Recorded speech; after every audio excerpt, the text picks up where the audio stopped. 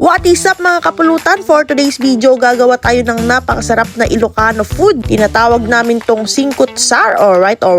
Gagamit pala tayo dito ng laman loob ng kambing mga kapulutan. Hinugasan natin sa asin, saka natin pakukuluan hanggang lumambot. Naglagay lang tayo ng lemongrass, luya, stalks ng onion leaves, asin at paminta. At nung malambot na, pinalamig ko muna bago hiniwa-hiwa. At habang hinihiwa ko to, gusto kong i-shoutout si Idol Christian Rivera and Feby Rivera from Michigan, originally from Barangay Lingsat, San Fernando, La Union. Birthday ni Idol Christian at nag-request siya ng singkutsar. Nagpadala siya ng 1,000 pesos sa ating GCash para magawa ang video na to. Maraming salamat Idol, kahit wala ka dito, natikman ko yung ka-birthday mo. Alright.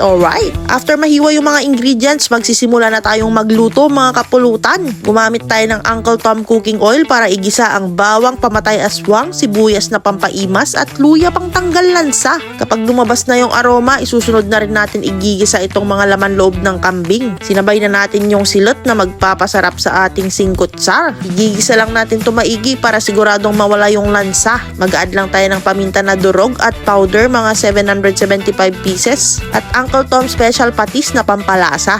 Isasangkutsa lang ulit natin to hanggang matuyo siya. Yung wala ka nang makikitang liquid para na-absorb na ng mga laman loob yung mga pampalasa. Kapag naririnig yung pumuputok-putok na, pwede na. Ilalagay na natin yung extra papait mga kapulutan. Pag may gout ka, magpas ka muna kasi sinasabi ko sa'yo, di ka makakalakad kinaumagahan. Dinagdag ko na rin yung pinagpakuluan kanina. Andyan yung lasa. Sigurado ko sasabihin na naman ng iba malansa. Don't judge a book by its cover. Mukha lang yan takpi pero napaka-quality. Nagbangsit ngem sumamit. Alright.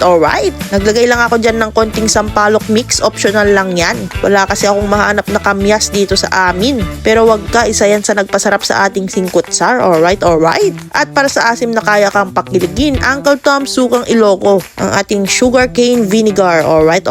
Sabi ng mga matatanda, wag nyo daw munang haluin pag naglagay kayo ng suka. Kasi magkakaanglit daw kayo. Tama ba yun mga kapulutan? Comment nyo naman. Charot. Nung kumulo na, naglagay lang tayo ng siling haba at onion leaves. At sheesh! Meron na tayong napakasarap na singkutsar or pinapaitan na laman loob ng kambing. Napakasarap, napakalasa, napaka-flavorful. Kapag matikman, makakalimutan mo ang pangalan ng iyong biyenan.